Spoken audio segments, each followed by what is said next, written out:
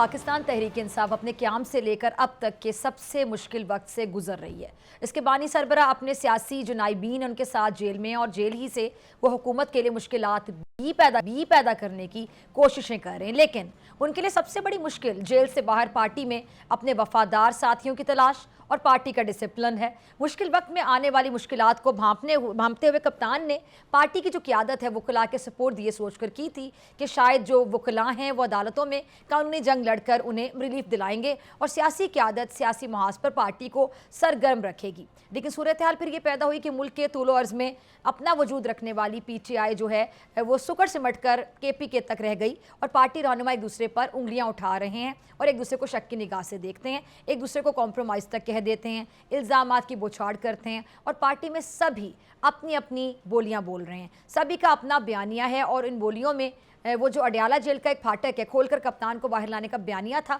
उस पर अमल ज़रा कमज़ोर पड़ता दिखाई देता है और फिर नाक़िदीन आपको पता है खुलकर बहुत तनकीद करते हैं। अच्छा, उसके बाद 26वीं तरमीम की अगर बात करें, हुकूमत और इस्टेब्लिशमेंट का एक पेज पर होना, काबिल ज़िक्र मुआशी कारकर्दगी, महंगाई को सिंगल डिजिट पर लेकर आना यकीनी तौर पर PTI के अहदाफ को मुश्किल बना रहा है।